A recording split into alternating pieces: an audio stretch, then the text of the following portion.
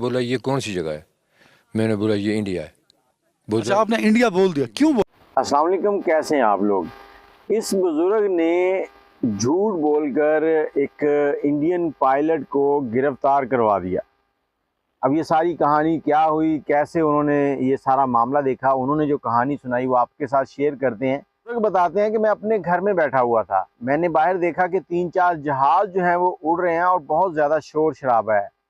फिर 10 मिनट के लिए सारे जहाज जो हैं वो मंजर से गायब हो गए और मैं फिर सुकून से बैठ गया। थोड़ी देर ही गुजरी थी, 10 मिनट भी पूरे नहीं हुए थे, शायद उससे पहले ही एक जहाज उड़ता हुआ आ रहा है जिसके पीछे से आग निकल रही है और वो हवा में से ज़मीन की तरफ बहुत तेज़ी से गिर रहा है। मैंने उसको देखना शुरू किया तो थोड़ी ही देर में देखा कि वो सामने पहाड़ी से जाके टकराया और गिरकर तबाह हो गया। और 1 से 2 मिनट गुजरे कि एक हवा में पैराशूट खुला हुआ है और वो नीचे की तरफ आ रहा है और उसके साथ एक बंदा है। बुजुर्ग कहते हैं कि मैंने पानी का जग लिया और जल्दी से उस पैराशूट का पीछा करना शुरू कर दिया कि ये हमारा शायद कोई फौजी है जो हवा से जहाज़ ख़राब होने की वजह से छलांग लगा चुका है और ये नीचे आएगा, इसको पानी की ज़रूरत होगी।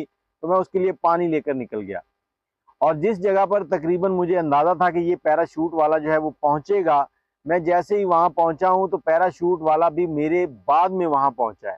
उसने लैंड किया, लैंड करते ही वो ज़मीन पर लेट गया और लेटने के बाद अपनी रस्सियां खोली हैं। उसके हाथ में पिस्टल था, उसने मुझसे कहा कि आप मुझे पानी पिलाएं।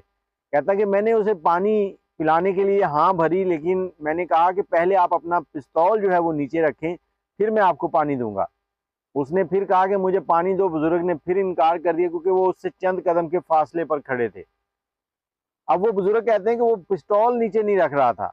उसने मुझे पूछा कि ये कौन सी जगह है, तो बुजुर्ग कहते हैं कि मैंने उसी वक्त सोचा कि ये जो है बंदा है ये इंडियन है, क्योंकि उसके यहाँ पर झंडा जो था वो इंडिया का बना हुआ था। तो मैंने उसे कह दिया कि ये किला है। अब ये किला जो है वो पाकिस्तान की हदूद में नहीं, वो हिंदुस्तान की हदूद में था। तो जैसे ही किले का नाम लिया तो वो थोड़ा मुतमईन हो गया और उसने जय हिंद का नारा लगाया। जय हिंद का नारा लगाया तो उसने फिर बुजुर्ग से पानी मांगा, लेकिन बुजुर्ग कहते हैं कि मैंने पानी नहीं दिया क्योंकि उसने अभी तक पिस्टल जो था वो नीचे नहीं रखा था। अब पानी ना देने की वजह ये थी कि जैसे ही वो पिस्टल रखेगा तो बुजुर्ग कह रहे थे कि मैं चाह रहा था कि मैं इसको पकड़ लूं, क्योंकि अगर इसे पता चल गया कि ये पाकिस्तान है तो ये यहाँ से भागना शुरू करेगा, कहीं झाड़ियों के अंदर छुप जाएगा और रात की तारीकी में ये हिंदुस्तान चला जाएगा। और हमारे फौजी जो थे वो अभी तक वहाँ नहीं पहुँचे थे। इतनी ही देर में पहाड़ी के ऊपर से हमारे जो इलाके के लोग थे वो वहाँ पर आ गए। उन लोगों ने जैसे ही देखा उन्होंने शोर किया कि इसको मारो, इसको पत्थर मारो, और वो इसके पीछे भागने लगे। इसने एक हवाई फायर किया, हवाई फायर करके और वहां से एक साइड में भागा। जब एक साइड में भागा तो आगे एक नाला था, इसने नाले के अंदर छलांग लगाई और वहां से इसने पानी भी पिया। जब ये पानी पी रहा था तो इतनी देर में हमारे 2 फौजी जो हैं वो भी वहां पर पहुंच गए। अब फौजी जो है उन्होंने हवाई फायर किया और इसे कहा कि हाथ ऊपर कर लो नहीं तो गोली मार देंगे। तब इसे पता चला कि ये हिंदुस्तान नहीं पाकिस्तान है। और इन बुजुर्ग की जो हाजिर दिमागी थी उसकी वजह से अभिनंदन पायलट जो है वो पकड़ा जा चुका था।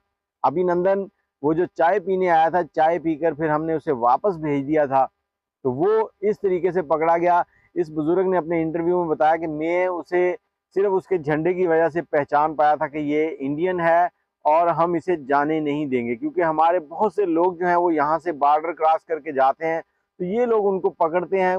कोई भूल कर भी अगर बॉर्डर क्रॉस कर जाए, कई बार ये गोली मार देते हैं और कई बार ये उनको पकड़कर यरगमाल बना लेते हैं, कैदी बना लेते हैं। तो इस तरह से अभिनंदन पकड़ा गया। और इन बुजुर्ग की हाजिर दिमागी के लिए आप क्या कहते हैं, अपनी राय कमेंट में ज़रूर दीजिएगा। दुआओं में याद रखिएगा। अल्लाह हाफिज़।